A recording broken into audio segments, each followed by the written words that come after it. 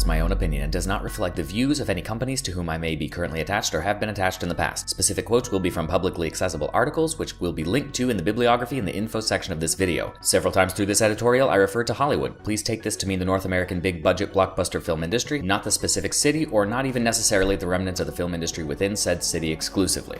In 2016, 735 movies were released into cinemas. This yearly number has risen nearly every year you've been alive. How many movies can you name from a single year? A dozen? Less? The truth is, increasing the quantity of released films hasn't done much to make them more memorable. We have other episodes that dive into this much deeper than we can get into on this video, but it is important to understand that, to many of the studios making these films, we're talking about an entertainment product designed primarily to generate money. Disposability is not a factor to them. Lasting emotional or spiritual impact is not a factor to them. Should it then surprise us to learn that set conditions are sometimes incredibly dangerous and permanent issues often go unreported while making said movies? Would you be surprised to learn that, for your several hours of moderate entertainment, people died or suffered life-changing bodily harm? We're not even going to get into the industry-wide issue of sexual abuse. That alone could be an entire series of episodes. It's sobering going back over the history of death on set in filmmaking. What are movies honestly worth? Are they worth the life of a stranger? What if that stranger were your parent or a sibling? Would you trade Deadpool 2 for the life of your friend? How important are movies really? But wait! We have modern technology, digital doubles, high-tech safety precautions, and the benefit of film history to learn from. This still isn't an issue, right? In order to fully understand the mindset of Hollywood and the strange situation in which cast and crew find themselves in, we must look back at some truly disturbing accidents on set throughout history. The following incidents are by no means an exhaustive list. These are just the instances that I thought represented turning points in the film industry. I'm not going to show any disturbing imagery or go into any detail that is gory beyond general description. Just know that the situations I'm going to describe do range from sad to horrifying. The earliest recorded example of a fatality on a film set I could find took place while shooting across the border. On July 1st, 1914, while on location in Cannon City, Colorado, cast member Grace McHugh was filming a scene where her character was crossing the Arkansas River in a boat. When the boat capsized, camera operator Owen Carter immediately jumped into the river to save her. He dragged her onto a sandbar that was actually quicksand. The rest of the film crew had to watch helplessly as they were sucked into the quicksand and drowned. Given that this was in the early days of filmmaking, safety standards weren't yet legislated. Who was at fault here? Was the problem with the boat, or was it bumped from underneath by something uncontrollable in the river? It's hard to imagine something this strange happening in modern times, Josh said, clearly foreshadowing strange events to come. Moving forward, we reach a famous incident from 1925, Ben-Hur. An early attempt at the filming of the chariot race was done on location at the Circus Maximus in Rome. It brought about the death of one stuntman when a wheel of his chariot broke. This seems kind of cut and dry to me. Either a prop or vehicle wasn't made correctly to take the amount of strain put on it, or the horse was not trained or handled well enough to not make the moves which caused the break.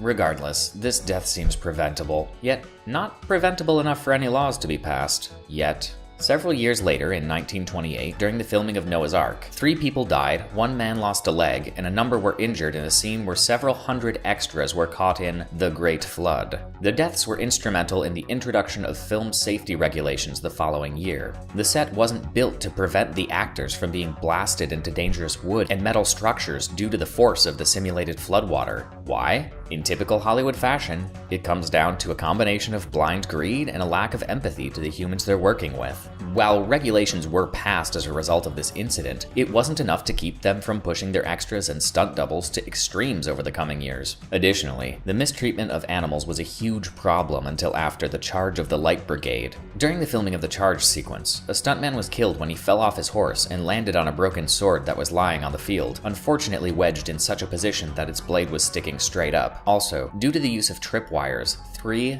dozen horses had their legs broken and had to be shot during filming, resulting in the US Congress passing laws to protect animals used in motion pictures. These laws did very little right off the bat, as evidenced by the filming of Jesse James, where a horse was killed during a scene where it was ridden off a cliff into a river. This incident led to the American Humane Association opening a Hollywood office in 1940 and monitoring the treatment of animals in films. With the flurry of legal activity due to the film industry's mistreatment of human and animal alike, you would imagine that filmmakers would start being very, very careful about how they shot their films. That supposition would be incorrect. As is standard, gross negligence abounded. Consider The Conqueror. The exterior scenes were shot on location near St. George, Utah, 137 miles, 220 kilometers, downwind of the United States government's Nevada test site. In 1953, extensive above-ground nuclear weapons testing had occurred at the site as part of the Operation Upshot Knothole. Director Dick Powell died of cancer in January 1963. Pedro Armend was diagnosed with kidney cancer in 1960 and committed suicide in 1963 after he learned his condition had become terminal. Susan Hayward, John Wayne, and Agnes Moorehead all died of cancer in the 1970s. Cast member actor John Hoyt died of lung cancer in 1991. The cast and crew totaled 220 people. By 1981, 91 of them had developed some form of cancer, and 46 had died of disease. Several of Wayne and Hayward's relatives also had cancer scares as well after visiting the set. Michael Wayne developed skin cancer. His brother Patrick Wayne had a benign tumor removed from his breast, and Hayward's son Tim Barker had a benign tumor removed from his mouth. Well, maybe they didn't know about radiation at that point, right? It wasn't like they fed a stuntman to a shark or anything stupid like that. Speaking of, while making the movie Shark, a stuntman was mauled to death on camera when a shark, which was supposed to have been sedated, suddenly attacked. Fast forward several years to The Last Lion, where sound technician James Chapman was mauled to death by a lion during production on this South African film. Surely lessons would be learned from such losses when working so directly with top predators, right? Enter Roar, a film about a wildlife preservationist whose family came to visit him only to be met with his cohabitants, his vast collection of wild animals, which unfortunately attacked the film crew and actors who had to work alongside with them, leaving over 70 injured on set, including cinematographer Jean Debont, who had his scalp lifted by a lion, resulting in 220 stitches. Lead actress Tippi Hedren fractured her leg and had scalp wounds after being bucked off an elephant while she was riding it, in addition to being bitten in the neck by a lion and requiring 38 stitches. Melanie Griffith, Hedren's daughter, was also attacked, receiving 50 stitches to her face. Because of the injuries on set, crew turnover was high, as many never returned to the set. John Marshall was bitten by one of the lions and required 56 stitches. Wild animals can be unpredictable. Surely predictable and preventable accidents were completely under control by this time in film history, right? Wrong. Twilight Zone, the movie. On the 23rd of July, 1982, Vic Morrow and child actors Mika Din Lee, age 7, and Renee Shin-Yi Chen, age 6, were killed by a helicopter during production when it was caught in the pyrotechnics flying low at 28 feet, 8 meters. The accident led to one of the most prolonged lawsuits in film history and resulted in some major changes in film codes. Animals, helicopters, boats, sets, wheels. Most of the documented film set deaths I read about while researching this episode were entirely preventable. Oddly enough, though, the closer we get to modern times, the more stupidly preventable fatal accidents get. Consider The Crow. On the 31st of March, 1993, American actor and martial artist Brandon Lee was accidentally shot and killed in North Carolina with a .44 Magnum gun that was intended to fire blanks, but contained a bullet left behind after the dummy round had been inserted and removed. Also, on the 1st of February 1993, on the opening day of filming, a carpenter was severely shocked and burned when his scissor lift struck power lines. Continuing the superhero theme, The Dark Knight. Cameraman Conway Wycliffe was killed in 2007 on the set of The Dark Knight as he rode in a pickup truck driving parallel to a stunt car. The pickup missed a 90-degree turn and crashed into a tree. OSHA assessed Paramount Pictures $21,000 after the 2011 death of a worker killed while operating an aerial platform in Louisiana during the production of the film G.I. Joe Retaliation.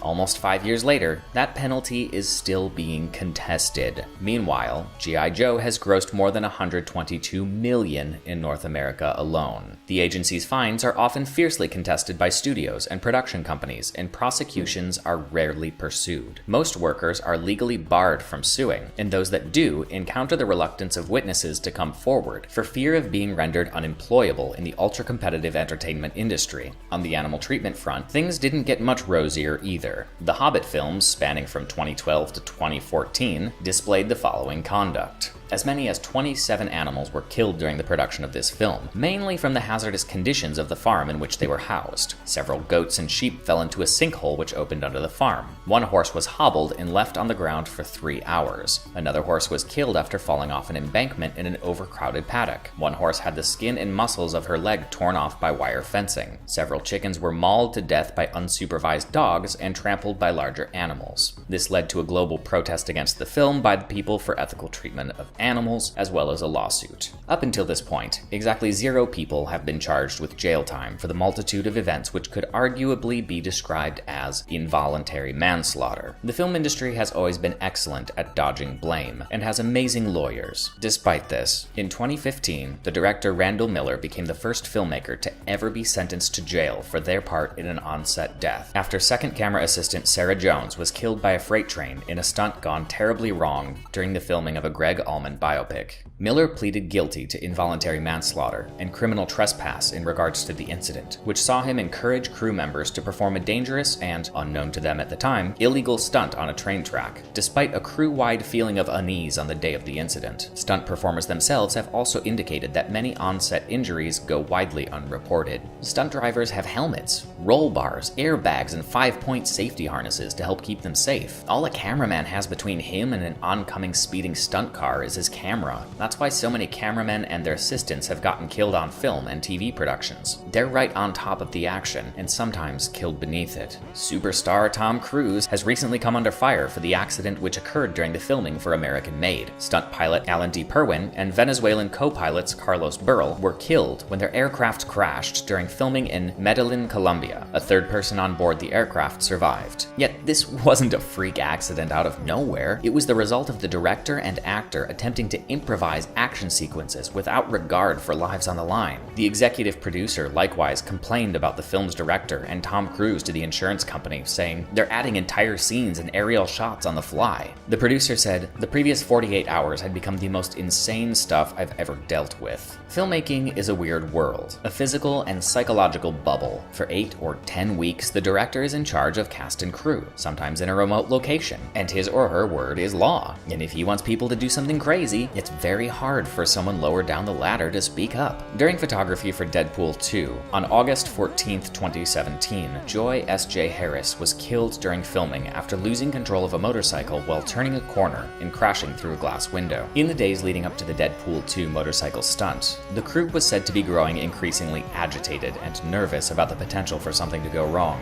The 20th Century Fox sequel's producers had been exerting pressure to have the 40-year-old Harris, who had raced professionally but never worked on a film, do the stunt herself. The crash occurred on the first live take. The accident has drawn outrage and tough questions from the Hollywood stunt community. The stunt coordinators caved to the pressure. All the stunt people could do was take it to their higher-ups. But tragically, this isn't a new story. Fatal or life-threatening accidents on film and television sets have become a queasily recurrent routine in recent years, sparking industry debate about the safety of below-the-line talent working in Hollywood. Every year, workers on both sides of the camera are maimed, burned, break bones, and even die, striving to deliver entertainment that packs multiplexes and commands top TV ratings. Injuries come not just from obvious risks, such as stunts and explosives, but from falls off ladders, toppled equipment, and machines without safety guards. Yet, in an industry where virtually everything is tallied and every success is touted, set accidents remain largely hidden, and the consequences usually amount to mere thousands of dollars in fines paid out of multi-million-dollar budgets. From boats sinking and freak quicksand to a camera crew member being hit by a train, the notion that the film industry might learn from the past and improve safety standards doesn't have much evidence. From literally feeding crew members to lions and sharks, to pushing a motorcycle racer inexperienced in stunt work to complete a stunt without a helmet, Hollywood simply doesn't seem to care about the well-being of their own. The Associated Press determined that since 1990, at least 43 people have died on sets in the US, and more than 150 have been left with life-altering injuries. Numbers derived by combing through data from workplace and aviation safety investigations, court records, and news accounts. And those figures don't tell the whole story. The AP found several instances in which major accidents either weren't reflected in investigation records or did not appear in an Occupational Safety and Health Administration database of the most serious set accidents. Kevin Boyle, an attorney who has handled several injury cases, said accidents within the film and TV industry are different from most workplace incidents. Usually in a severe injury or death case, there are numerous witnesses who want to come forward to help the victim, Boyle said. When the entertainment industry is involved, witnesses are reluctant to come forward. People who work for the entertainment industry are afraid of retribution, and they're always looking out for that next job. So a lot of times, these on-set injuries and deaths go under the radar. In an industry where regular, paid employment is a rarity, even for the most talented of people, it'll take a lot to convince individuals to raise an alarm when they sense concern, potentially delaying production and alienating higher-ups in the process. With so many eager people ready and willing to take their spot at the first sign of dissonance, it's no wonder many decide to keep their heads down and just get on with it. It doesn't matter who you are. Your life is worth so much more than any stupid movie. We don't need another entry in a superhero franchise more than we need a real person to still be alive. We're not firefighters, we're not aid workers after a natural disaster, we're not scientists working on reversing the carnage of cancer, we're not saving lives, we make movies. And frankly, movies are not worth our lives. They're not more valuable than anyone's life. Lately, they're not even worth the cost of a ticket and popcorn at your local cinema. This has been Cinema Cemetery, digging 6 feet deeper into filmmaking culture.